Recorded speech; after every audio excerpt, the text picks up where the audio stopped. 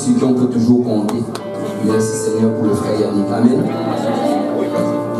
Et merci pour le frère Abou qui a prêché la semaine dernière. Et j'ai suivi ça en ligne. C'était waouh. Waouh. Je me suis demandé si je ne le laissais pas encore prêcher aujourd'hui. Et merci pour le frère Maxime qui est fidèle à son poste. Alléluia. Et merci pour les chantres avec la sœur Marie qui font un travail extraordinaire. Alléluia. Merci également pour le frère Apo. Il est partout là présentement. En même temps. Enfin, présentement, il dirige l'évangélisation à Saint-Michel en même temps Concordia. Je ne sais pas comment il fait pour être à deux places en même temps, mais gloire. Et surtout, merci pour tout le peuple du Seigneur qui évangélise. Vous savez, peut-être que vous n'avez pas un titre quelconque, peut-être que je n'ai pas mentionné votre nom, mais l'évangélisation que vous êtes en train de faire, c'est ça l'œuvre du Seigneur. C'est ça la véritable œuvre du Seigneur. Et le jour où il va revenir, il va te dire, entre dans ma présence, bon et fidèle serviteur. Et c'est ça que moi j'ai envie d'attendre de Dieu. Amen. Je ne suis pas intéressé par... C'est sûr, vous pouvez donner des compliments, mais c'est pas grave, c'est pas ça qui m'intéresse. Moi j'attends que le Seigneur me dise, entre dans la joie de ton maître. Alléluia. Et on anticipe cela. Mon frère, ma soeur, même si, ça ce n'est pas mon message, mais c'est juste un bonus, même si présentement tu n'es pas reconnu par quoi que ce soit, ce n'est pas grave. Tu es en train de faire l'œuvre du Seigneur. Le Seigneur sait. Amen. Et ce jour-là, tu vas dire, Seigneur, tu sais. Seigneur, tu sais. Alléluia. Merci Seigneur Jésus. Alors, Galates chapitre 5, on va lire un seul verset d'écriture. Et la Bible dit, je dis donc, marchez selon l'esprit et vous n'accomplirez pas les désirs de la chair. Marchez selon l'esprit et vous n'accomplirez pas les désirs de la chair. Aujourd'hui, on va parler de marcher selon l'esprit. Amen. Je ne sais pas si quelqu'un s'est déjà posé cette question. C'est quoi marcher selon l'esprit? Est-ce que je dois chercher l'esprit et ensuite marcher derrière? Et le titre de ce message, c'est suivre l'esprit jusqu'au ciel. Suivre l'esprit jusqu'au ciel. Allons vers le Seigneur en prière. Seigneur Dieu Tout-Puissant, merci pour ton amour et pour ta grâce. Merci Seigneur pour ton esprit que nous pouvons ressentir en ce lieu. Merci pour ta présence, Papa.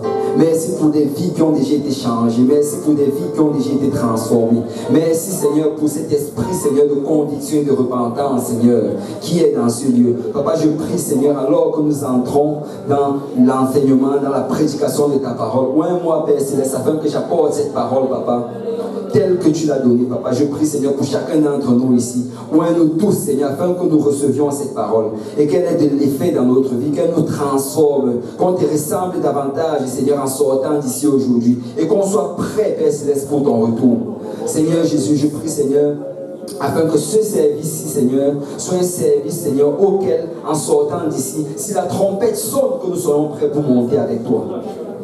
Papa, nous te rendons grâce, Papa. Merci pour ton amour et pour ta miséricorde pour nous. C'est avec action de grâce que nous t'avons prié. Au nom de Jésus. Si on peut dire au nom de Jésus. Oh non, vous n'avez pas dit. Aucun démon, comme le frère Simplice dit, aucun démon ne peut fuir ça. Si on peut vraiment dire au nom de Jésus. Amen. Si on peut battre nos mains et s'asseoir dans la présence du Seigneur. Alléluia. Merci Seigneur. Qui aime les promesses? Ok, il y a beaucoup de personnes qui aiment les promesses. Moi aussi j'aime les promesses. Mais j'aime les promesses qui sont faites par des personnes qui sont capables de tenir leurs promesses. Amen. Amen. Ce n'est pas n'importe quelle promesse que j'aime. Écoute, si tu viens, tu n'as pas de travail et tu me dis que dans 2 jours je vais t'acheter une Mercedes, ta promesse n'a pas beaucoup de valeur pour moi. Amen. On aime des promesses qui sont faites par des gens qui sont capables de tenir ces promesses. Et vous savez, s'il y a quelqu'un qui est capable de tenir ses promesses, c'est Dieu. Amen. Quand Dieu fait une promesse, il n'y a rien dans ce monde, ni dans le monde à venir, ni dans les cieux, ni dans l'enfer qui peut l'empêcher de tenir sa promesse. S'il dit quelque chose, il le fait. Amen. Ça, c'est le Dieu que nous servons. Regardez, il y a dans il y a ce passage-ci. Ça, c'est un passage que j'aime beaucoup. Et j'aime toujours me référer à cela. Je reviens encore et encore et encore. C'est dans Habakkuk chapitre 2, verset 3. Regardez ce que l'Éternel dit. Car c'est une prophétie dont le temps est déjà fixé. En fait, le Seigneur te dit que quand il te fait sa promesse, il a fixé un temps pour cela. Il a décidé qu'à telle date, à tel moment, ça va arriver. Il ne négocie pas avec le diable qui fait cette promesse. Amen. Il ne négocie pas avec le monde, ni même avec le gouvernement du Canada. Il dit, c'est une prophétie dont le temps est déjà fixé. Elle marche vers son terre.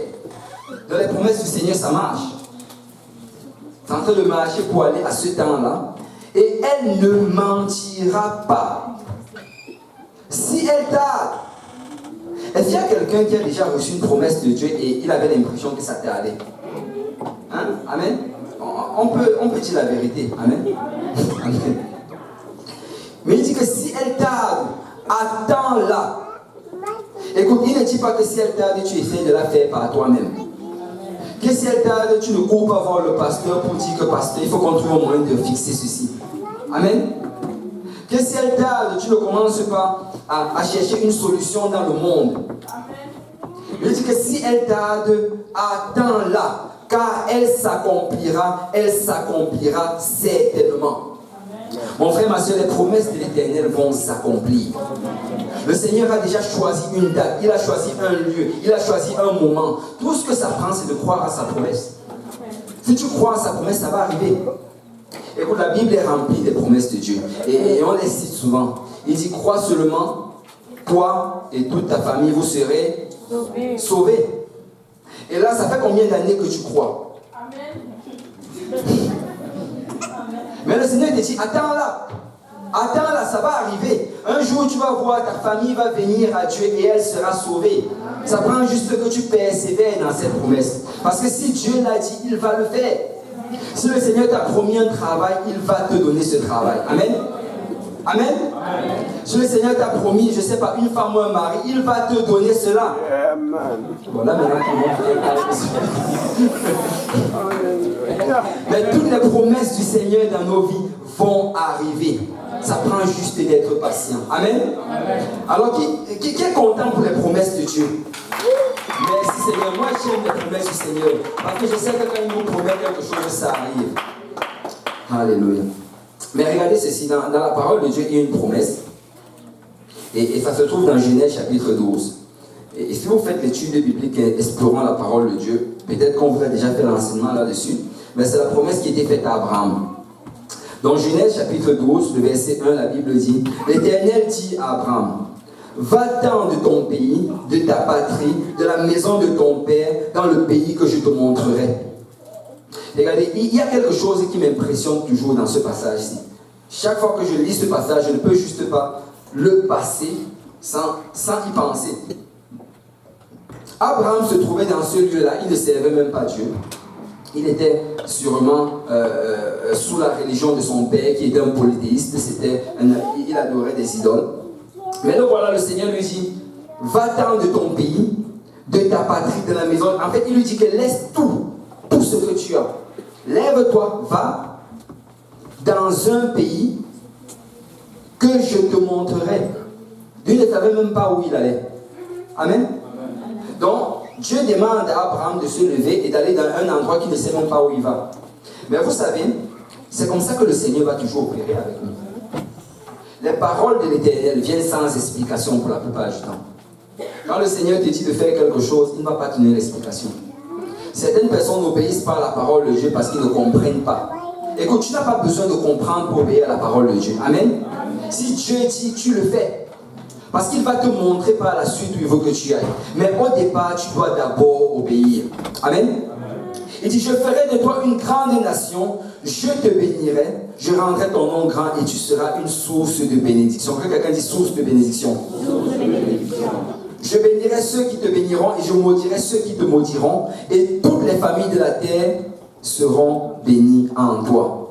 Tu sais, cette promesse qui avait été faite à Abraham, ce n'était pas une promesse juste pour le peuple d'Israël comme certaines personnes le pensent.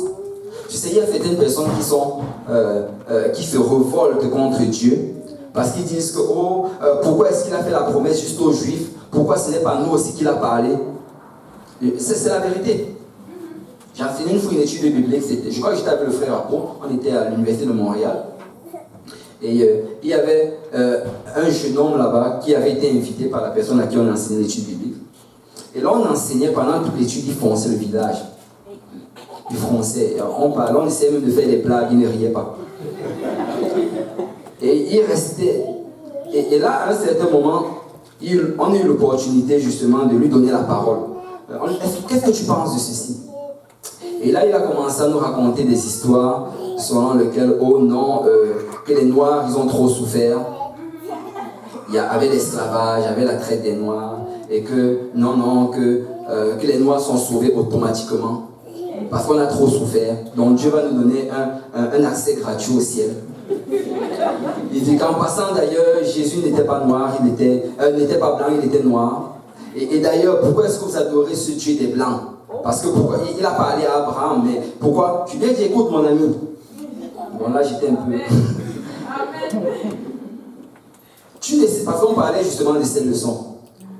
Il a dit, écoute, tu ne sais pas si peut-être Dieu était allé voir ton arrière-grand-père dans ton village et qu'il lui a demandé de faire la même chose, mais il a refusé de partir.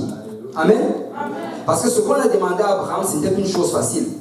Et comme le pasteur enseignait la dernière fois, ça avait d'abord été demandé à son père. Il n'est pas allé jusqu'au bout. Allez, lisez ça dans Genèse chapitre 11. Donc ce qu'Abraham a fait, c'est un grand sacrifice qu'il a fait. Et c'est pour ça que le Seigneur l'a honoré à travers cela. Mais le but du Seigneur dès le départ, ce n'était pas de bénir juste les Juifs. Regardez bien, il a dit, toutes les familles de la terre seront bénies en toi. Écoute, Dieu, ce n'est pas juste le Dieu des Juifs. Amen. Il est le Dieu des Congolais. Il est le Dieu des Haïtiens. Il est le Dieu des Québécois. Il est le Dieu des Camerounais. Il est le Dieu de toute la terre. Et si vous ne me croyez pas, allez regarder le livre de Psaume. On dit que Dieu est le Dieu de toute la terre. Et il a juste utilisé Abraham pour bénir la terre. Mais regardez, dans le livre de Galates, on ne va pas le lire, mais Galates chapitre 3, Paul nous parle de cette promesse-ci. Et il dit que l'accomplissement de cette promesse s'est trouvé en Jésus-Christ. En fait, quand Dieu disait qu'il va bénir toute la terre au travers d'Abraham, il disait qu'il va arriver un jour où les gens vont être sauvés juste en croyant comme Abraham a cru. Qu'il va arriver un jour où le salut ce sera uniquement par la foi. Qu'il va arriver un jour où il va déverser de son esprit sur toutes les personnes qui vont croire. En fait, c'était ça la promesse que Dieu fait à Abraham. Amen. Et mon frère, ma soeur, si tu es ici aujourd'hui et que tu n'as pas encore reçu le Saint-Esprit, laisse-moi te dire que c'est la volonté de Dieu que tu reçoives le Saint-Esprit. Tu ne dois pas sortir d'ici aujourd'hui sans avoir reçu le Saint-Esprit. Tu sais, moi, ça ne me dérange pas. Même au milieu du service, tu peux te lever de tes bancs. Tu dis, si tu cours, tu te jettes devant, je veux recevoir le Saint-Esprit. On va prier pour toi et tu vas recevoir le Saint-Esprit. Parce que c'est une promesse de Dieu.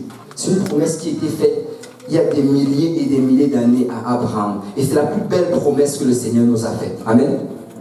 Il n'y a rien de semblable au Saint-Esprit. Regardez, il y a certaines personnes aujourd'hui, quand tu leur parles du Saint-Esprit, ils se demandent, est-ce que j'ai besoin du Saint-Esprit? Est-ce que moi, ma vie, elle est correcte telle qu'elle est? Est-ce que j'en ai besoin? Écoute, d'abord que ceux qui ont le Saint-Esprit, est-ce qu'il y a des gens qui ont le Saint-Esprit ici? Ceux qui ont le Saint-Esprit savent que même avec le Saint-Esprit, c'est déjà difficile. Amen. Alléluia. Tu dois combattre jour après jour. Il faut que tu te lèves et que tu combattes contre cette chair. Amen. Tu sais, pour arriver ici à l'église, il y a beaucoup d'entre nous ici là qui ont dû faire violence à leur chair. Amen. Et c'est ce qu'il faut faire d'ailleurs. Et avec le Saint-Esprit, déjà, tu dois combattre. La Bible dit qu'on combat contre des autorités, contre des princes, des ténèbres, contre des esprits méchants dans les lieux célestes. En fait, il y a un grand combat qui se place présentement. Et si tu n'as pas le Saint-Esprit, tu pars déjà perdant. Amen. Si tu n'as pas le Saint-Esprit, tu ne vas pas y arriver. Écoute, j'ai lu Cette semaine, il y avait beaucoup de nouvelles vraiment très tristes. J'ai suivi qu'il y a une communauté, dans plusieurs communautés des autochtones présentement, ou bien des Premières Nations, il y a en fait des jeunes qui se rassemblent ensemble et ils organisent un suicide de masse. Et ce ne sont pas, quand je parle des jeunes, là, ce sont vraiment des gens de 15 ans, 16 ans. Ils se mettent en masse, là, ils se suicident. Ils disent que la vie ne vaut plus la peine. Vous savez, souvent on regarde notre situation dans la maison du Seigneur et on ne réalise pas à quel point on est béni. Souvent on ne réalise pas à quel point chacune des choses que le Seigneur nous donne aujourd'hui, comment c'est cher dans le monde. Et que pour arriver à un point où tu te suicides, tu arrives à un point de désespoir total. Tu regardes et tu te dis, il n'y a plus rien pour moi dans ce monde. Et il n'y a même plus. Et là, tu arrives à un point où tu commences à te mettre des idées que peut-être, espérons que dans l'autre monde, il y aura quelque chose. Mais si tu as le Saint-Esprit et que tu commences à marcher selon cet esprit, ces choses-là ne peuvent pas t'arriver. Et nous sommes bénis d'avoir le Saint-Esprit. Amen. Amen. Tu dois bénir le Seigneur chaque jour pour le Saint-Esprit. Tu dois reconnaître que c'est une bénédiction de Dieu, que c'est un cadeau de Dieu. Et si tu commences à comparer ta vie à maintenant avec celle d'avant, que tu n'es le Saint-Esprit, si tu compares réellement, là, tu vas réaliser qu'il n'y a juste pas match. Vous savez, le Saint-Esprit nous a été donné parce que c'est utile. C'est ça qui va nous permettre d'aller au ciel. Non seulement ça va nous permettre de marcher dans les voies du Seigneur, mais en même temps aussi ça va nous permettre d'être prêts pour son retour. Regardez, dans Jean chapitre 16, Jésus nous donne un critère du Saint-Esprit. Il nous donne mais pas un critère, c'est une chose que le Saint-Esprit va nous apporter. Regardez, Jean 16, verset 13. Quand le Consolateur sera venu, l'Esprit de vérité, il vous conduira, que quelqu'un dise conduira, dans toute la vérité. Tu sais, le Saint-Esprit, son but, c'est de te conduire. Ça va te mener à agir selon la vérité de la parole. Le Saint-Esprit, ça va te diriger, te montrer ce qui est correct selon Dieu et ce qui n'est pas correct. Mais regardez ceci, certaines personnes interprètent souvent mal ça. Ils disent que, oh non, si j'ai le Saint-Esprit, ça veut dire que je peux juste marcher selon ces pensées-là qui me viennent dans le cœur. Mais ce n'est pas ça que ça dit. La suite dit, car il ne parlera pas de lui-même. Amen. Amen. L'Esprit ne parle pas de lui-même. Parce qu'il y a beaucoup d'esprits. Si tu commences à écouter les esprits qui parlent d'eux-mêmes, tu risques de commencer à servir l'esprit du vaudou. Amen. Amen. On dit, il ne parlera pas de lui-même, mais il dira tout ce qu'il aura entendu, il vous annoncera les choses à venir. En fait, il dit ici que le Saint-Esprit va dire tout ce qu'il a entendu. Et un verset qui va avec ça, c'est chapitre 14, verset 26 du livre de Jean toujours. Mais le Consolateur, l'Esprit Saint, que le Père enverra en mon nom. Et en passant, si tu veux recevoir le Saint-Esprit, c'est au nom de Jésus que tu peux le recevoir. Parce que le Père va l'envoyer en mon nom, vous enseignera toutes choses et vous rappellera tout ce que je vous ai dit. Le Saint-Esprit, ça rappelle tout ce que Jésus-Christ a dit. C'est pour ça que si quelqu'un vient avec une révélation qui est hors de la Bible, il commence à nous parler de certaines choses, d'une manière de servir Dieu. Et que je regarde dans la Bible, je ne trouve pas cela, je vais lui dire que ça ne vient pas du Saint-Esprit. Parce que le Saint-Esprit, ça rappelle uniquement ce que Jésus a dit. Vous savez, j'en avais parlé une fois sur Michel, et je vais encore le redire ici. Si quelqu'un n'a pas le Saint-Esprit, moi je n'accepte pas qu'il m'enseigne quoi que ce soit. Écoute, si tu n'as pas le Saint-Esprit, comment est-ce que tu peux parler selon l'Esprit? Amen. Je sais qu'il y a des personnes qui sont douées pour l'enseignement. Il y a des personnes qui sont très éloquentes. Mais moi, ce n'est pas ça qui m'intéresse. Ce qui m'intéresse, c'est quelqu'un qui peut parler étant rempli du Saint-Esprit. Parce que je suis intéressé de savoir ce que Dieu est en train de dire à son Église. Amen. Et écoute, je ne dis pas par là qu'on va les chasser, qu'on va les mépriser. Non. Si quelqu'un n'a pas le Saint-Esprit, qu'il vienne, je vais prier pour lui. Il va recevoir le Saint-Esprit. Après, il pourra m'enseigner. Amen. D'abord le Saint-Esprit, parce que le Saint-Esprit va nous rappeler tout ce que Jésus a dit. Amen. Regardez, une autre chose que le Saint-Esprit va faire. Romains 5:5. Or, l'espérance ne trompe point, parce que l'amour de Dieu est répandu dans nos cœurs par le Saint-Esprit qui nous a été donné.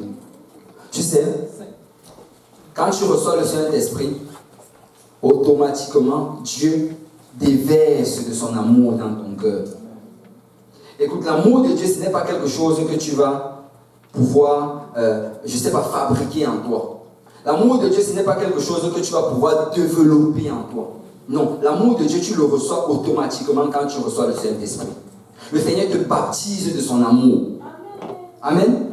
Et ce n'est pas un amour, en fait, comme l'amour du monde, mais c'est un amour comme l'amour de Dieu. Amen.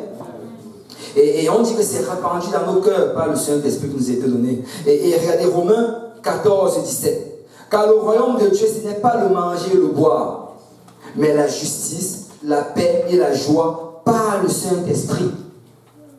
Écoute mon frère, ma soeur, si tu cherches à avoir la paix, reçois le Saint-Esprit. Si tu cherches à avoir la joie, tu as besoin du Saint-Esprit. Si tu cherches à vivre dans la justice de Dieu, tu as besoin du Saint-Esprit. Et la justice de Dieu, ce n'est pas la justice du monde en passant. Tu ne peux jamais être assez bon pour être juste devant Dieu.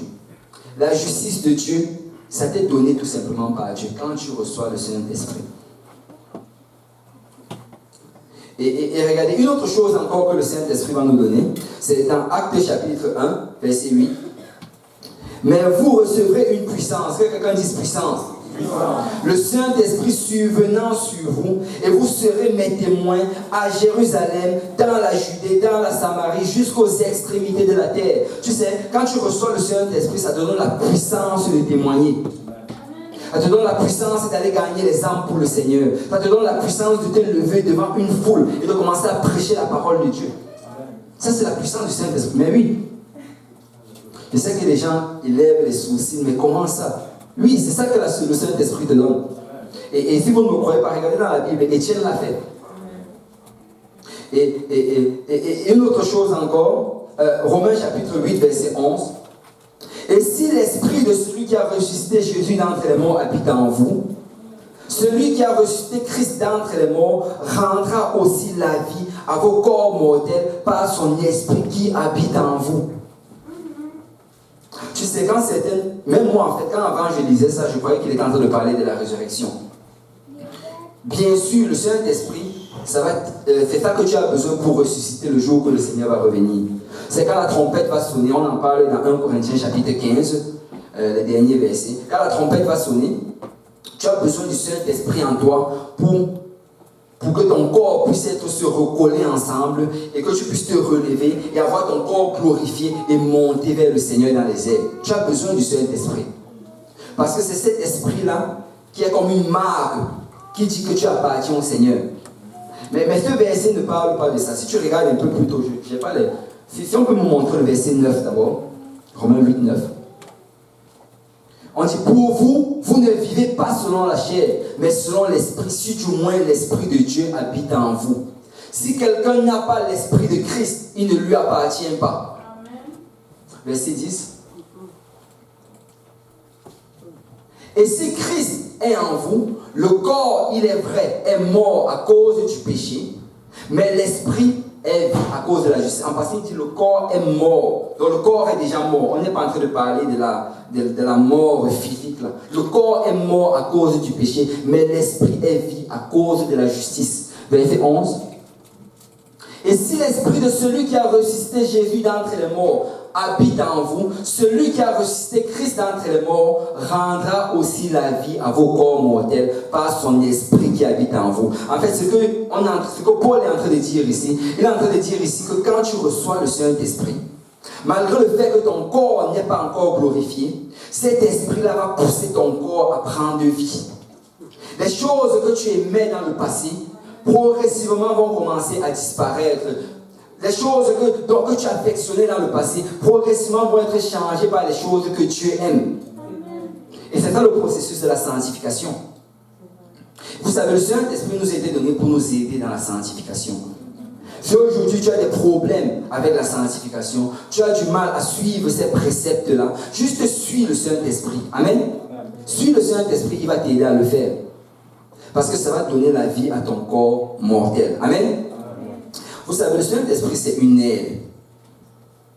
C'est quelque chose en fait que nous devons réaliser. Nous devons réaliser qu'on a reçu une aide du Seigneur. Tu n'es pas seul dans ta marche avec le Seigneur. Tu n'es pas seul à combattre contre toutes ces choses que tu fais faire jour après jour. Dans ton école, tu n'es pas seul. Dans ton lieu de travail, tu n'es pas seul. Même quand tu te trouvais chez toi et que tu es attaqué par toutes ces formes de démons, tu n'es pas seul. Le Saint-Esprit est là pour t'aider. La Bible l'appelle le conseiller.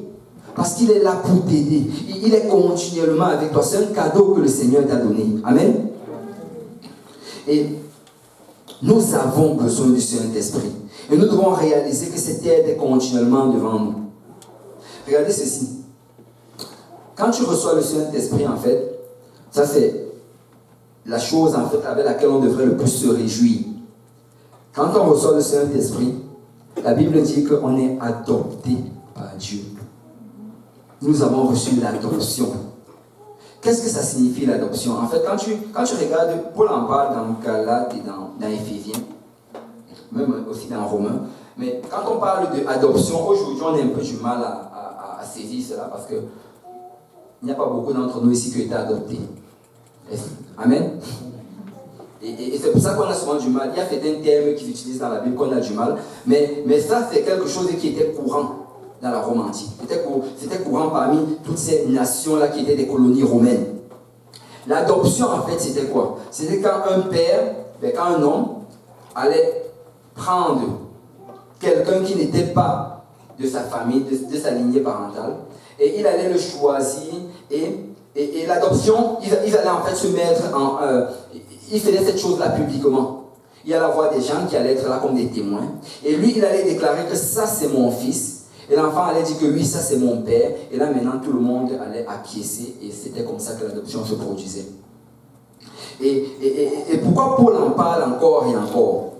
Parce que ce qu'il veut leur faire comprendre, c'est que tous les privilèges qu'ils ont obtenus quand ils étaient adoptés. Parce que quand tu regardes dans l'église de Galates, il y avait beaucoup de ces personnes en fait, d'après les érudits de la Bible, beaucoup d'entre eux étaient adoptés. Parce que c'est une colonie romaine et il y avait beaucoup qui sont encore été des esclaves ou d'autres étaient adoptés. Il leur dit donc que les privilèges que tu as reçus le jour de ton adoption, ce sont les mêmes privilèges et même encore plus que tu as reçus le jour que tu as reçu le Saint-Esprit. Et si on regarde ces privilèges, il y a le premier d'entre eux, c'est que maintenant tu as un père. Maintenant tu as un père. Vous savez, beaucoup d'entre nous peut-être vont le prendre pour acquis, mais il y a certaines personnes qui, quand ils ont perdu leurs parents, leur père depuis l'enfance, ils savent c'est quoi d'avoir un père. C'est une bénédiction d'avoir un père. Tu dois être content d'avoir ton père. En fait, tu dois rentrer ce soir, embrasser ton père. Merci papa, parce que je t'aime. Amen. Et quand nous avons reçu le Saint-Esprit, maintenant nous avons un père. Dieu est notre père. Amen. Et comme il est notre père, nous recevons l'affection de Dieu. Tu sais, dès le moment que tu reçois le Saint-Esprit, l'affection, le ressentiment, la sensation que tu as quand tu rentres dans la prière, ce n'est plus la même qui était avant. Parce que maintenant, quand tu es en train de prier, tu sais que Dieu est là. Tu sais qu'il est en train de t'embrasser. Tu sais qu'il est en train de te côtoyer. Et je ne sais pas s'il y a des gens qui ont expérimenté cela. Leur prière après le Saint-Esprit par rapport à avant le Saint-Esprit. Il y a une différence. Il y a une différence. Amen.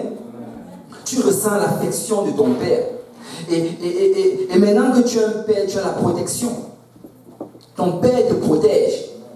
Écoute, notre Père, ce n'est pas un Père négligent ou bien irresponsable qui va nous prendre et nous abandonner entre les mains de l'ennemi, qui fasse tout ce qu'il veut de nous. Amen.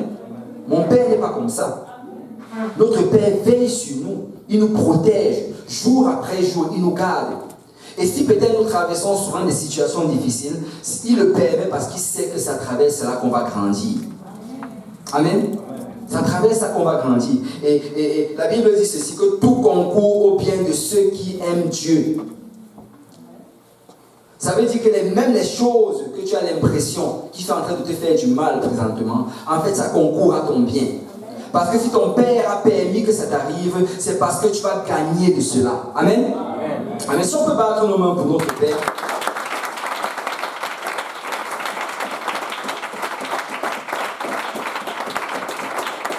La provision.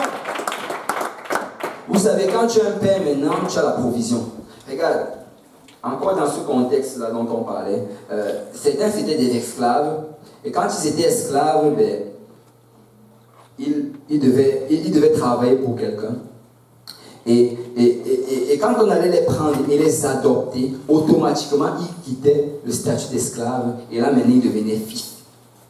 Et tu sais, quand tu devenais fils comme ça, maintenant, tu avais la provision. Tout ce qui appartenait à ton père t'appartenait. Et la Bible dit que nous sommes héritiers avec Christ. Amen.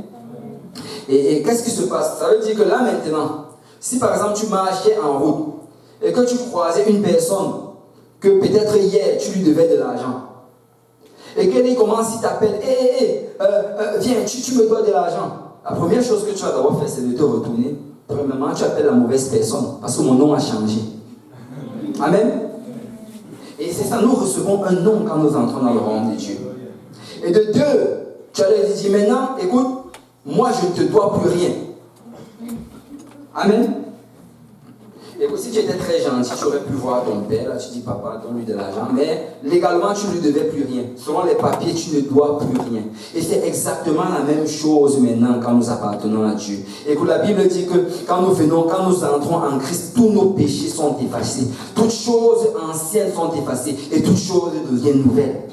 Parce que nous avons un Père. Nous sommes dans une nouvelle famille. Nous appartenons à Dieu. Et une autre chose encore, c'est l'assurance. Écoute, souvent certains d'entre nous s'approchent vers Dieu. Je ne sais pas, souvent s'approchent vers Dieu comme si c'était un tyran. Que, oh Seigneur, ne me frappe pas. J'ai fait ceci, j'ai fait cela. Écoute, quand tu vas vers Dieu, va avec assurance. La Bible dit, approchez-vous avec assurance du trône de la grâce. Va avec assurance. Dis, Seigneur, j'ai fait ceci, j'ai fait cela, mais je sais que tu es un Dieu bon. Regarde, la Bible nous dit dans le livre des psaumes encore et encore que notre Dieu est bon et sa bonté durera toujours. On dit que sa bonté est aussi large. Et si tu veux comparer la largeur de la bonté de Dieu, essaie de comparer la distance qu'il y a entre les cieux et la terre. C'est comme ça que Dieu est bon. Et nous avons l'assurance. Parce que notre Père veille sur nous et notre Père veut le meilleur pour nous. Et c'est ça les bénédictions d'avoir un papa. Regarde, quand tu regardes dans l'Ancien Testament, tu réalises en fait que c'est rare que tu trouves le mot père ou bien papa. Parce que la relation qu'ils avaient avec Dieu, c'est une relation de serviteur.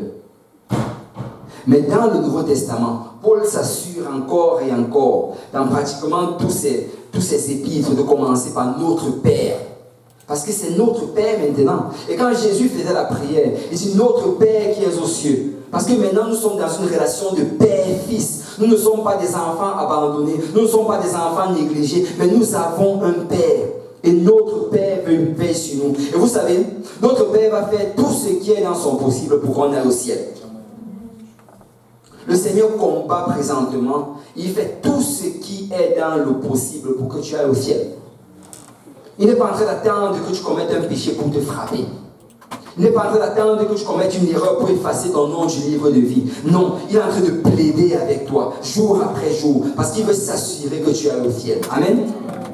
Alléluia. Et nous avons un Père. Et une autre chose encore, c'est nous avons la domination. Tu sais, maintenant que tu es un fils, tu as la domination. Tu peux te lever dans la maison et décider que je vais prendre ceci, je vais laisser ceci, je vais faire ceci, je vais faire cela. Parce que tu es un fils de la maison. Amen. Et c'est pour ça que quand tu regardes dans l'Ancien Testament, il n'y avait aucun démon qui était chassé. Aujourd'hui, dans le Nouveau Testament, tu peux te lever. Au nom de Jésus, je chasse la dépendance à l'alcool. Au nom de Jésus, je chasse la dépendance à la drogue. Tu peux te lever et tu chasses tous ces démons-là de ta vie. Amen.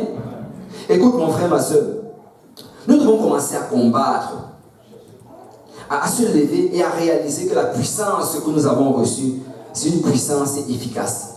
Le Saint-Esprit, ce n'est pas quelque chose qui t'a été donné pour que tu le gardes jusqu'au retour du Seigneur. Le Saint-Esprit t'a été donné pour que tu le mettes en action. Amen. Nous devons le mettre en action. Et regardez, une autre, dans Jérémie chapitre 31, le Seigneur a utilisé le prophète Jérémie pour rappeler encore cette promesse. Il dit, voici les jours viennent. Ça c'est à partir du verset 31. Dit l'Éternel, où je ferai avec la maison d'Israël et la maison de Juda une alliance nouvelle. Non comme l'alliance que je traitais avec leur père, le jour où je les saisis par la main pour les faire sortir du pays d'Égypte. Alliance qu'ils ont violée, quoique je fus leur maître, dit l'Éternel. Mais voici l'alliance que je ferai avec la maison d'Israël. Après ces jours-là, dit l'Éternel, je mettrai ma loi au-dedans d'eux. Quelqu'un dise au-dedans d'eux. Je l'écrirai dans leur cœur. Quelqu'un dise dans leur cœur. Et je serai leur Dieu et ils seront mon peuple. Celui-ci n'enseignera plus son prochain, ni celui-là son frère, en disant, connaissez l'Éternel, car tous me connaîtront, depuis le plus petit jusqu'au plus grand, dit l'Éternel, car je pardonnerai leur iniquité et je ne me souviendrai plus de leur péché. C'est ce que le Seigneur est en train de dire ici, c'est que ce jour-là, il va écrire la loi de Dieu dans ton cœur. Et quand on parle de la loi de Dieu ici, on n'est pas en train de parler des lois et des commandements de l'Ancien Testament. Parce que quand tu regardes, en fait, au départ, ce n'était pas comme ça que le Seigneur avait décidé que nous allions marcher. La promesse qui avait été faite à Abraham, comme je l'ai dit tantôt, c'était la promesse que le juste va vivre par la foi. Que si tu crois à la parole du Seigneur, si tu crois que le Seigneur est capable, c'est ça qui va t'amener jusqu'au ciel. Mais par le temps, avant que la promesse, avant que celui qui a accompli cette promesse n'arrive, c'est-à-dire Jésus-Christ, la Bible nous dit que le Seigneur a envoyé la loi de Moïse, comme un pédagogue. C'est-à-dire c'était juste un moyen de leur faire comprendre à quel point c'était important pour eux qu'il accomplisse cette promesse. Parce qu'en fait, quand tu étudies cela, tu réalises que le Seigneur n'était jamais attendu à ce que le peuple d'Israël puisse obéir à tous les 613 lois qu'il y a dans l'Ancien Testament. Écoute, déjà que 10 commandements, il y a beaucoup ici qui ont déjà brisé les 10 commandements. Imaginez s'il y a alors 613 lois que tu dois mémoriser jour après jour. Ça n'a jamais été la volonté du Seigneur, à ce qu'ils vivent selon cela. Mais cette loi-là avait été donnée comme un pédagogue. C'était pour qu'ils puissent regarder ces 613 lois-là et réaliser que, écoute, si le Seigneur ne nous vient pas en aide, c'est qu'on est perdu. Nous avons besoin de l'aide du Seigneur. Seigneur, je ne peux pas obéir à toutes ces choses ici jour après jour. Je ne peux pas tenir quelques jours sans briser à au moins une de ces lois. Donc c'était juste un pédagogue. Mais le but du Seigneur dès le départ, c'était d'inscrire ces lois dans notre cœur. Amen. Mais il fallait qu'ils comprennent que s'ils vont y arriver, ce sera juste par la grâce de Dieu. Ça ne va jamais être par la loi. Et dans le livre, le passage qu'on a lu tantôt, si on commence, on ne va pas le lire entièrement, mais dans Galates chapitre 5, ce qu'on a lu en introduction, au départ, Paul commence à adresser la loi. Qu'est-ce qui s'est passé dans l'église de Galates? Après que Paul ait établi cette église, il y a des juifs qui sont venus et qui ont enseigné des doctrines autres que ce que Paul enseignait. Et il disait à ces gens-là que vous devez d'abord obéir à toute la loi juive pour être sauvés. Là, Paul leur écrit, il leur dit qu'écoutez, vous n'avez pas besoin d'obéir à cela. C'était juste un pédagogue. Eux-mêmes qui vous disent ça, ils n'y obéissent même pas. Maintenant, vous avez juste besoin de vivre selon la foi. Et Paul leur dit, vous n'avez même pas besoin de vous circoncire. Vous n'avez pas besoin de suivre toutes les fêtes juives qui sont célébrées. Vous devez juste vivre selon la foi. Et par la suite, il leur dit même que, écoutez, si vous, ça c'est le verset 4, le verset 3 d'abord, il dit, et je proteste encore une fois à tout homme qui se fait circoncis, qu'il est tenu de pratiquer la loi tout entière. Il dit que si tu commences à vivre en te disant que je vais obéir à tes commandements de la loi, mais il faut que tu obéisses à tous les autres 612. Il dit au verset 4, vous êtes séparés de Christ. Vous tous qui cherchez la justification par la loi, vous êtes déchus de la grâce. Vous savez, quand j'ai lu ceci, ça m'a choqué. Je ne sais pas si quelqu'un saisit ce que Paul est en train de dire ici. Paul dit à ces gens-là qu'écoutez, si vous faites circoncis, vous n'allez pas aller au ciel. Waouh! Et ceux qui enseignent sauver aujourd'hui, sauver pour toujours. Pour une chose aussi, quelqu'un dans notre temps dirait que c'est banal. Parce que réellement, là, aujourd'hui, si tu veux te faire circoncis, pas pour obéir à la loi, mais juste par règle d'hygiène, comme on le fait à tous les enfants, garçons qui naissent, c'est correct, il n'y a pas de problème. Mais Paul leur dit que si vous voulez obéir à cela, pour chercher une justification devant Dieu, être juste devant Dieu, vous allez perdre votre salut.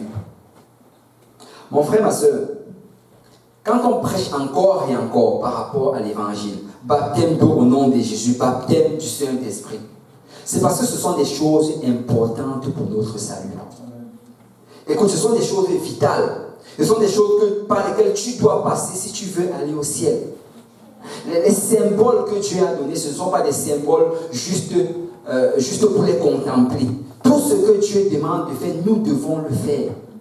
Si tu n'as pas encore reçu le Saint-Esprit, tu dois recevoir le Saint-Esprit aujourd'hui avant de sortir. Amen. Si tu n'as pas encore été baptisé au nom de Jésus, il y a de l'eau tiède. Tu dois te faire baptiser aujourd'hui avant de sortir. Parce que c'est important pour ton salut. Amen. Mais regardez ceci, il dit, pour nous, c'est de la foi que nous attendons, pas l'esprit, l'espérance de la justice. En fait, Paul dit que nous, on ne marche pas selon cette loi, nous on marche juste selon la foi. Nous avons confiance, nous avons la ferme assurance que Dieu va nous aider à y arriver. Et il dit, car en Jésus-Christ, ni la circoncision, ni l'incirconcision n'a de valeur, mais la foi qui est agissante par la charité. La foi qui est agissante par la charité. Regardez, le mot agissante ici, en grec, c'est le mot énergio, qui est énergie en français. Quand il dit que c'est la foi qui est agissante par la charité, il est en train de donner un principe vraiment fondamental ici. Il dit qu'écoute, dans l'Ancien Testament, il marchait selon ces 613 lois. Mais nous, dans le Nouveau Testament, on marche par la foi. Et ce qui donne, ce qui prouve cette foi-là, c'est la charité, c'est l'amour qu'on peut développer. Et c'est pour ça que quand Jésus est venu, il a dit que tous les commandements peuvent être résumés en deux. Aime Dieu, aime ton prochain. L'amour de Dieu, l'amour de ton prochain. C'est la seule chose qui t'est demandée aujourd'hui. Et tu sais, si tu commences à aimer Dieu et à aimer ton prochain, ce que tu vas respecter toutes les 613 lois qui étaient données dans l'Ancien Testament. Et tu vas même respecter encore beaucoup d'autres choses qui n'étaient même pas données. Parce que c'est vraiment cela la nature de Dieu. Amen. Et Romains 5,5, on a lu tantôt. Il dit, oh, l'espérance ne trompe point, parce que l'amour de Dieu est répandu dans nos cœurs par le Saint-Esprit qui nous a été donné. Tu sais,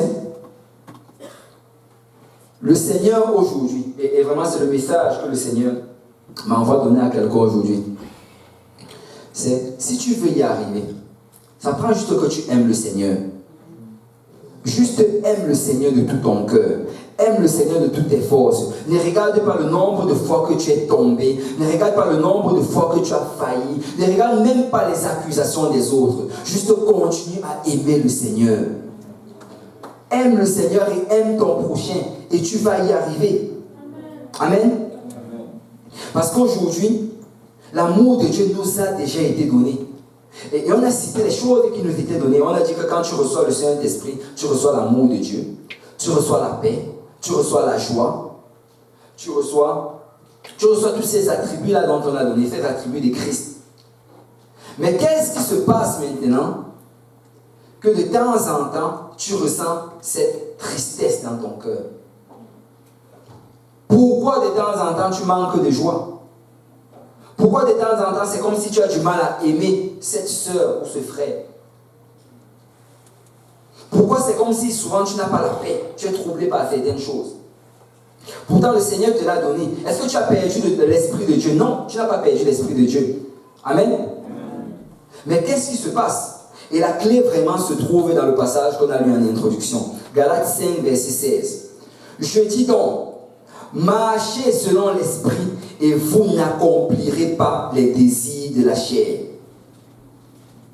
Marchez selon l'esprit et vous n'accomplirez pas les désirs de la chair. Écoute, si peut-être tu étais sur le point de dormir, secoue-toi, frotte tes yeux et prête-toi, parce que c'est ça que le Seigneur veut te dire aujourd'hui. Amen. Marchez selon l'esprit et vous n'accomplirez pas les désirs de la chair.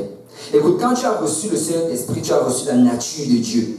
La Bible dit que tu as été régénéré. Ça veut dire en fait que l'esprit qui est en toi a été complètement transformé pour que ce soit semblable à celui de Dieu. Et c'est pourquoi justement, la Bible dit que notre esprit crie Abba, Père. Notre esprit en fait reconnaît que ça c'est mon Père. J'appartiens à Dieu. Et ton esprit a déjà été racheté. Amen. Ton esprit a été renouvelé. Il n'y a rien d'impur dans ton esprit. Mais de l'autre côté, il y a ta chair. Cette chair qui n'a pas été renouvelée.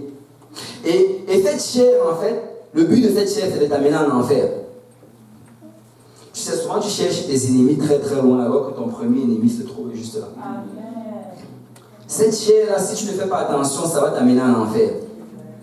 Et en passant, quand les gens pensent souvent, oh, moi je fais ce que mon cœur me dit, ce cœur-là, c'est fait de chair. Écoute, fais ce que le Saint-Esprit te dit. Amen. On fait ce que le Saint-Esprit nous dit, pas ce que notre cœur. Et le Saint-Esprit parle de la parole de Dieu. Mais regardez ceci, tu as donc cette chair qui veut t'amener dans cette direction, et tu as le Saint-Esprit qui veut t'amener dans l'autre direction. Et très souvent, sinon c'est toujours le cas, c'est toujours la chair qui va être la première à réagir. Tu sais, tu peux jeûner pendant 7 jours. Et après enchaîner avec une prière sans cesse pendant 48 heures. Et dès que tu te lèves, tu passes. Et quelqu'un t'insulte. Subitement, c'est comme si tout ce que tu avais fait là était annulé. Tu te retournes et une mauvaise pensée passe dans ta tête. Amen. Pourquoi? Parce que la chair va toujours réagir en premier. La Bible dit que ce qui est charnel vient premièrement, ensuite vient le spirituel. Amen. C'est ça. C'est la Bible. Amen. Ta chair va toujours réagir en premier. Et ce qu'on ne voit pas souvent, c'est tout simplement parce que c'est à l'intérieur. La pensée qui vient de traverser son esprit. Peut-être qu'il t'a souri, mais la pensée qui a traversé son esprit. Et le charnel va toujours venir d'abord. Et c'est pour ça que souvent certaines personnes vont être déprimées dans leur marche avec le Seigneur. Pourquoi j'ai toujours ces mauvaises pensées qui me traversent l'esprit? Pourquoi il y a toujours ces images-là qui viennent? Pourquoi j'ai du mal à aimer telle ou telle personne? Pourquoi quand on parle mal de moi, je réagis toujours d'une manière aussi vigoureuse? C'est parce que ta chair est en train de réagir. Parce que dès le moment que tu as une offense, la première chose à réagir, ça va d'abord être ta chair. Ça va directement prendre une direction. Et la Bible nous donne les œuvres de la chair. En fait, œuvre, ça veut dire travail. Le travail que la chair va faire. Et dans Galates chapitre, on ne va pas étudier cela, mais on va juste le lire. Je sais que le pasteur a enseigné cela quelques semaines. Galates chapitre 5, verset 19. Or, les œuvres de la chair sont manifestes. En passant, quand on dit manifeste ici, ça veut dire que c'est brillant. Tout le monde le voit. Tu sais, quand tu agis charnellement, là, toute l'église regarde, on sait que c'est charnel. Il dit, les œuvres de la chair sont manifestes. Ce sont l'impudicité, l'impurité, la dissolution, l'idolâtrie, la magie, les inimitiés, les querelles, les jalousies, les animosités, les disputes, les divisions et les sectes, l'envie, l'ivrognerie, les excès de table et les choses semblables. En fait, quand tu vas avoir l'offense, quand ta chair va commencer à agir, comment savoir que ta chair a commencé à agir? C'est quand tu vas commencer à expérimenter ces choses-ci. Si tu passes en route et que, je ne sais pas, et que tu es tenté par quelque chose, quand tu commences à ressentir la tentation, ta chair est en train d'agir. L'œuvre a déjà commencé. Avant même que tu ne commences à réfléchir là-dessus, ça a commencé. Le processus est en marche. L'idolâtrie. Et je ne sais pas si c'est déjà arrivé à quelqu'un, que tu arrives d'un maxi, et tu es en train de faire tes achats comme d'habitude. Et là, subitement, on passe une musique. Peut-être que tu dansais avant dans le monde. Et subitement, tu commences à bouger. Et après, hey, qu'est-ce que je faisais? Et là, tu reviens à toi. Pourquoi? Parce que ta chair va commencer à agir même avant que tu t'en rendes compte. La magie, les inimitiés, toutes ces choses-là, ça agit automatiquement. Et souvent, quelqu'un va te provoquer. Et malgré tout le Saint-Esprit qui est en toi, tu vas relâcher une parole. Et après, tu vas regretter pendant 3 semaines la parole que tu viens de dire. Parce que ta chair a pris le devant. Mais tu sais, la Bible nous dit par la suite au verset 22, mais le fruit de l'esprit, c'est l'amour, la joie, la paix, la patience, la bonté, la bénignité, la fidélité, la douceur et la tempérance. Tu sais, quand on parle des œuvres de la chair, ça c'est un travail, c'est déjà en train de travailler en toi. Mais quand on parle du fruit, le fruit ce n'est pas un travail. Le fruit c'est quelque chose qui, ça t'est déjà donné, tu as ce fruit là en toi. Mais ce que le Seigneur me dit de te dire aujourd'hui, c'est que tu ne dois pas t'arrêter quand l'œuvre de la chair commence. Tu sais, bien sûr, tu ne pourras pas contrôler le début, mais tu peux contrôler la suite. Bien sûr, tu ne pourras pas arrêter cette mauvaise parole qui veut commencer à sortir de ta bouche, mais tu peux la stopper. Tu peux dire, si tu ne fais plus cela, peut-être que tu as l'amertume contre quelqu'un aujourd'hui, mais tu peux te lever et aller vers cette personne. Je demande pardon et je reprime cette amertume au nom de Jésus-Christ. Vous savez, il n'y a aucune haine qui va aller au ciel. Amen. S'il y a quelqu'un dans la maison du Seigneur, ou bien même hors de la maison du Seigneur, à qui tu ne peux pas parler, tu ne vas pas aller au ciel. Tu ne pourras pas y aller. Parce que le Seigneur nous appelle à pardonner. Écoute, peut-être que tu t'es déjà fait avoir par ta chair et que tu as déjà commencé d'une certaine direction. Mais la volonté de Dieu, c'est qu'aujourd'hui tu te lèves et que tu stoppes cette œuvre-là. Et que tu ailles encore vers le Seigneur. Seigneur, baptise-moi encore de l'amour pour cette personne. Baptise-moi encore de la joie. Baptise-moi encore de la paix. Baptise-moi encore, Seigneur, de tous ces aspects qu'on voit dans ton fruit. Parce que je veux y arriver. Et quand la Bible nous demande de marcher selon l'esprit, ça veut dire tout simplement qu'écoute, peut-être ta chair a commencé à prendre une direction, mais il faut que tu t'arrêtes et tu commences à suivre l'esprit. Et l'esprit va te dire de faire ce que Jésus-Christ avait fait. Amen. Écoute, quand l'esprit te parle, ça va te dire de faire ce que Jésus avait fait. Regardez, l'autre jour, je lisais ça dans la Bible. Quand Jésus allait à Jérusalem pour... quand son temps était déjà proche, quand il allait à Jérusalem, il est arrivé et là, Jacques et Jean sont allés pour essayer de lui trouver une place pour qu'il puisse y passer la nuit. Mais on dit que c'était des Samaritains. Et quand ils ont appris que ces Juifs-là étaient en train de partir à Jérusalem, ils ont dit que non, on ne leur offre pas de place pour dormir. On ne les accueille pas. Et on nous dit que Jean et Jacques, qu'on appelle les fils du tonnerre, ils ont dit, Seigneur, est-ce que tu veux qu'on appelle le feu du ciel et que ça tombe, ça les consume tous? Le Seigneur les a reprimés pour cela. Il leur a dit, le Fils de Dieu n'est pas venu ici là pour perdre, mais il est venu pour gagner des âmes. Tu sais, le Seigneur Jésus également a été rejeté. Si aujourd'hui tu ressens une certaine réjection par quelqu'un, que ce soit dans la maison du Seigneur ou hors de la maison du Seigneur, agis comme le Seigneur Jésus. Amen. Prie pour tes ennemis. Aime ceux qui ne t'aiment pas et bénis ceux qui te maudissent. Et c'est ça la volonté de l'esprit. En fait, la volonté de l'esprit, c'est qu'à un certain moment, tu commences à reprimer même ta propre chair. Et que souvent, tu frappes ta bouche. Au nom de Jésus, tu te tais. Amen. Parce que c'est un combat spirituel. C'est un combat de la chair contre l'esprit. Et tu dois décider de quel côté tu te trouves aujourd'hui. Parce que nous allons suivre l'esprit de Dieu. Nous allons suivre. Je ne sais pas pour vous, mais je suis décidé d'aller au ciel. Je suis décidé de faire tout ce que ça prend pour aller au ciel. Que l'esprit de Dieu parle uniquement et je vais faire la chose.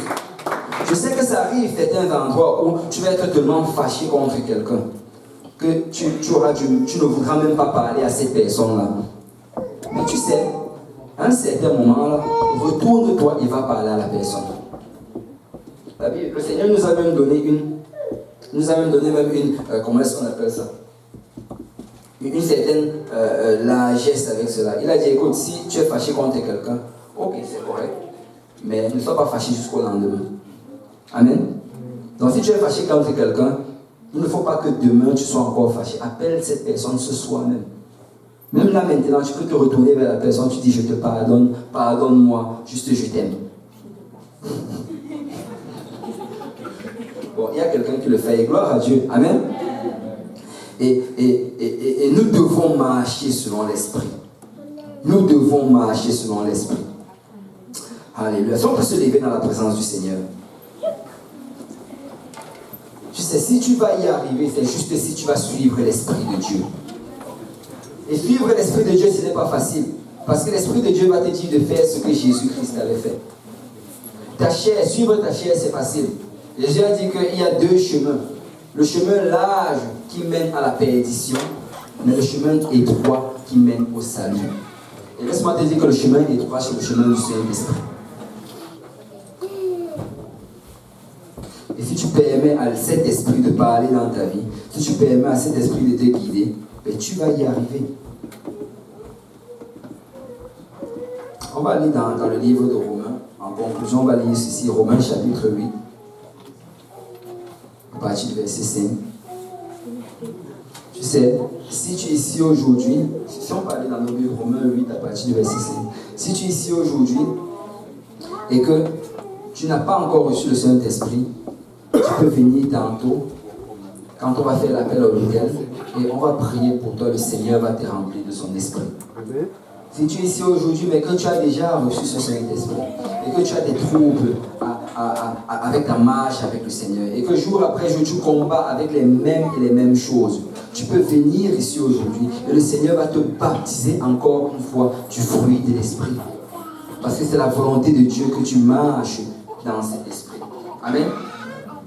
Dans Romains 8, la Bible dit au verset 5, « Ceux en effet qui vivent selon la chair s'affectionnent aux choses de la chair, tandis que ceux qui vivent selon l'esprit s'affectionnent aux choses de l'esprit. » Il y a deux chemins. Quelqu'un dit deux chemins. Et l'affection de la chair, c'est la mort, tandis que l'affection de l'esprit, c'est la vie et la paix. Car l'affection de la chair est inimitié contre Dieu, parce qu'elle ne se soumet pas à la loi de Dieu et qu'elle ne le peut pas. Or, ceux qui vivent selon la chair ne sauraient plaire à Dieu. Mais pour vous, vous ne vivez pas selon la chair, mais selon l'esprit, si du moins l'esprit de Dieu habite en vous. Et si quelqu'un n'a pas l'esprit de Christ, il ne lui appartient pas. Et si Christ est en vous, le corps, il est vrai, est mort à cause du péché, mais l'esprit est vie à cause de la justice. Et si l'esprit de celui qui a ressuscité Jésus d'entre les morts habite en vous, celui qui a ressuscité Christ d'entre les morts rendra aussi la vie à vos corps mortels par son esprit qui habite en vous. Ainsi donc, frères, nous ne sommes point redevables à la chair pour vivre selon la chair. Qu'est-ce que Paul dit ici? Il dit que tu n'as pas besoin de suivre la direction de la chair. Écoute, la chair, elle est décrucifiée. La chair, elle est morte. La chair, la Bible dit que la chair et le sang ne va pas hériter du royaume des cieux. Tu dois juste suivre l'Esprit de Dieu. Et même si c'est difficile, même si tu as de la peine jour après jour, et que tu tombes encore et encore, juste lève-toi et continue à suivre l'Esprit de Dieu. Parce que nous allons suivre cet Esprit jusqu'au ciel. Amen. Nous allons suivre cet esprit jusqu'au ciel. Je suis décidé. Peu importe ce qui m'arrive, je vais suivre l'Esprit du Seigneur. Même si mon père et ma mère m'abandonnent, même si mes amis me détestent, même si tout le monde me hait dans la maison du Seigneur, je vais suivre l'Esprit de Dieu. Parce que notre Dieu ne nous condamne pas. Notre Dieu ne nous rejette pas. Il a dit qu'il ne va jamais nous abandonner. Il ne va jamais nous rejeter. Ne laisse jamais le monde te condamner parce que Dieu ne te condamne pas. Et vous n'avez point reçu un esprit de servitude.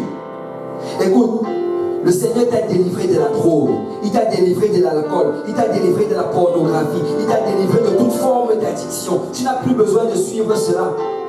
Tu peux te lever aujourd'hui et dire au nom de Jésus, je vais suivre l'Esprit de Dieu. Et laisse-moi te dire que si tu résistes, ça va partir. Amen.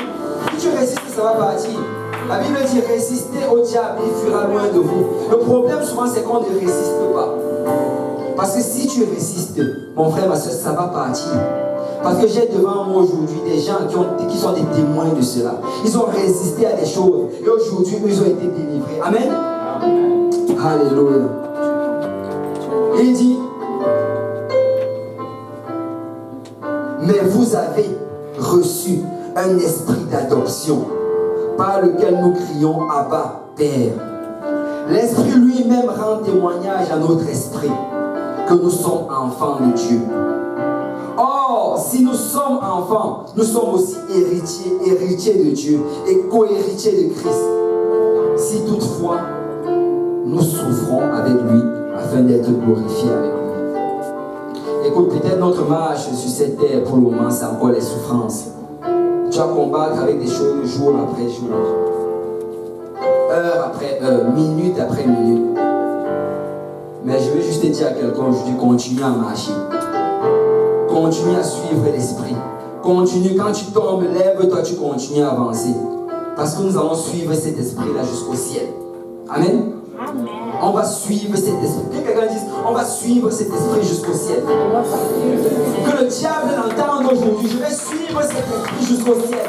Que tous les démons de Montréal l'entendent. Je vais suivre cet esprit jusqu'au ciel. Que tous les principautés, les autorités, les esprits méchants dans les lieux célestes l'entendent. Je vais suivre cet esprit jusqu'au ciel. Peu importe le nombre de fois que je vais tomber. Peu importe le nombre de fois que je vais faillir. Je vais me relever et je vais suivre cet esprit. Alléluia. Si on peut battre le nom pour le Seigneur.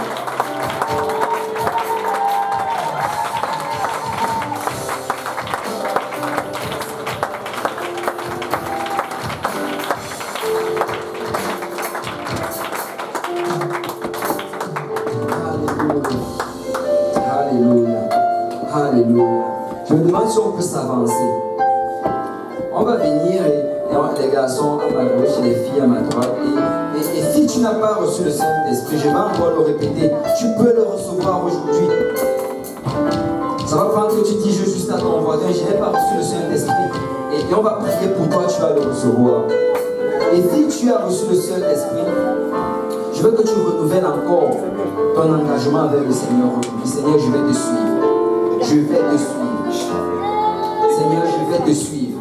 Et vous savez, le plan de l'Éternel n'a pas changé. Le plan de l'Éternel, c'est qu'il va nous parler.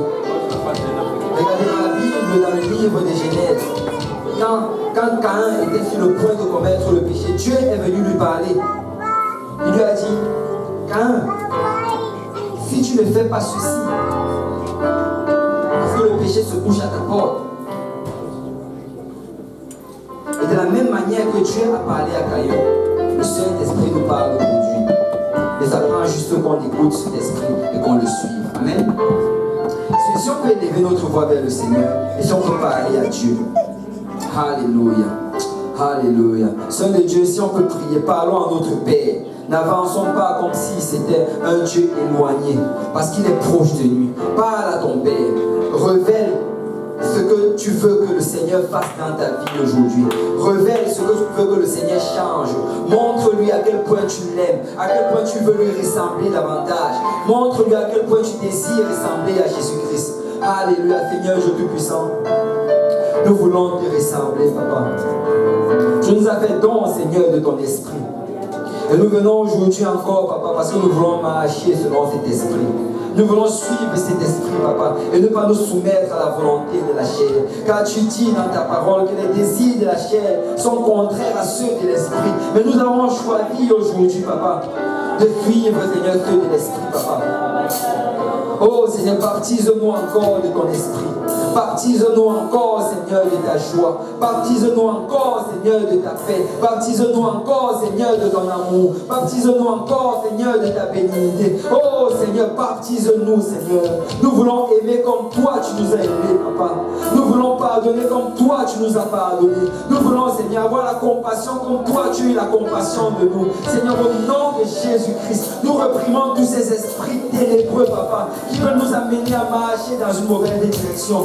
Mais Seigneur, nous voulons suivre ton esprit, Papa. Nous voulons suivre ton esprit aujourd'hui, Papa.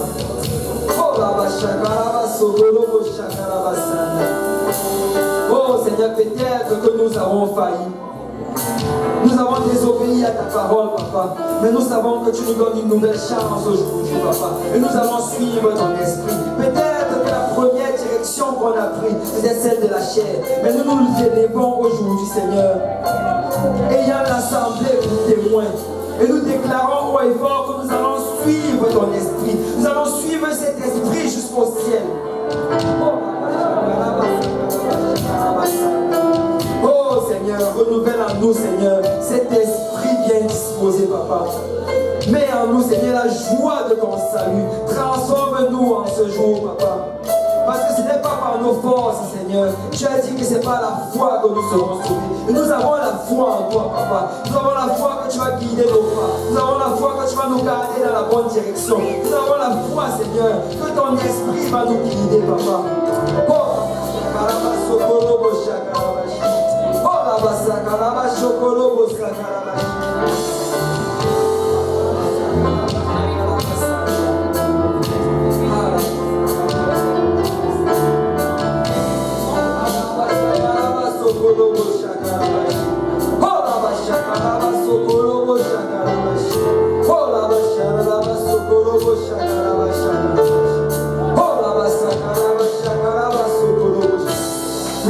nous allons te suivre, papa. Nous allons te suivre, Seigneur. Nous allons mettre toutes choses de côté, Seigneur. Tout ce péché qui nous environne si facilement, papa. Au nom de Jésus, nous allons te suivre. Parce que nous savons que ce n'est ni par la force, ni par la puissance, mais c'est par ton esprit que nous allons y arriver. Parce que le juste vivra par la foi. Oh, nous allons y arriver, Seigneur. Oh la bas sokolo.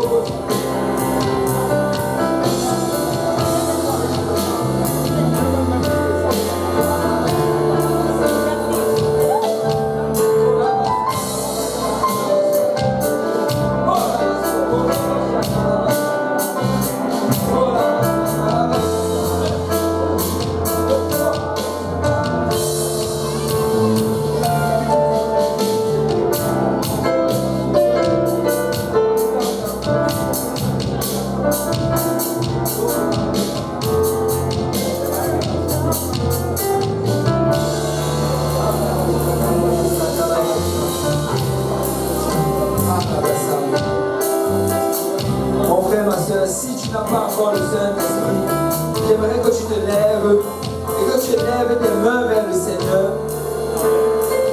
Et le Seigneur va te remplir de son esprit aujourd'hui même. Parce que le Seigneur veut te donner cette aide. Le Seigneur veut te donner ce support. Le Seigneur veut te donner le moyen d'y arriver.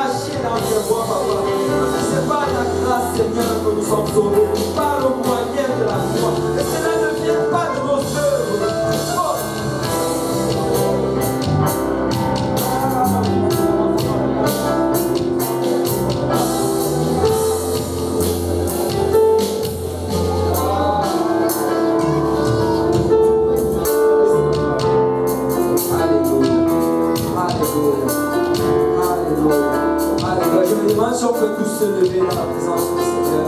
Et si on peut prendre la main de notre voisin qui est à gauche ou bien qui est à droite. Et on va prier cette prière tous ensemble. On va dire Seigneur, on va y arriver. On va y arriver. Pas ton esprit, on va y arriver. Et Seigneur,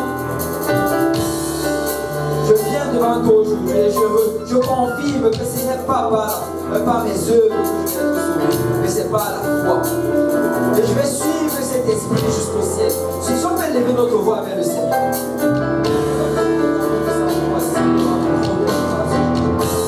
Parce que Seigneur, c'est pas la grâce que nous sommes. Et nous allons suivre ton esprit, papa. Oh, parle-nous, Seigneur, afin que nous obéissons. Guide-nous afin que nous le suivons. Montre-nous la direction, papa, afin qu'on se soumette à ta volonté. Nous n'allons pas marcher selon nos voies. Nous allons suivre tes voies. Nous n'allons pas marcher selon nos voies, papa. Nous allons suivre ton plan, papa. Car tu es notre Dieu, papa. Oh, la magie, la magie. Oui, Seigneur, parle-nous aujourd'hui, papa. Oui, Seigneur, dirige-nous aujourd'hui, Seigneur. Oui, Seigneur, guide-nous aujourd'hui. Nous allons avancer, papa. Nous allons avancer, papa. Peu importe les condamnations que nous vivons, peu importe les accusations, papa. Nous allons que nous-mêmes, papa. Nous allons suivre ton esprit, papa. Suivre cet esprit jusqu'au bout. Au nom de Jésus. Oh, la magie,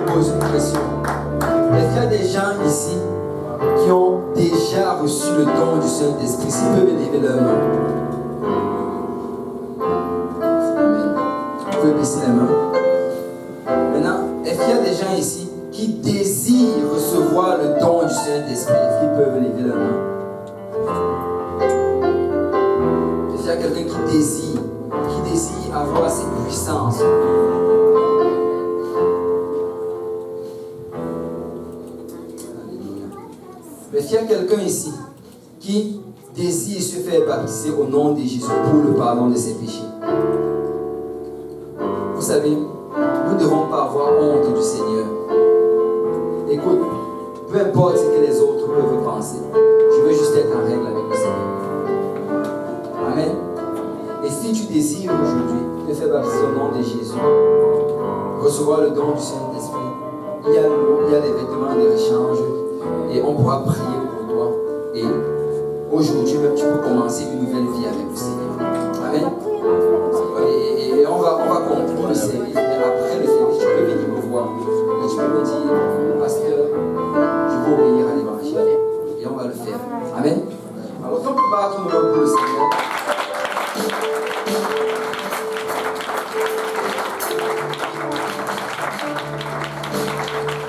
Salut votre voisin et dis-lui, nous allons le suivre jusqu'au ciel.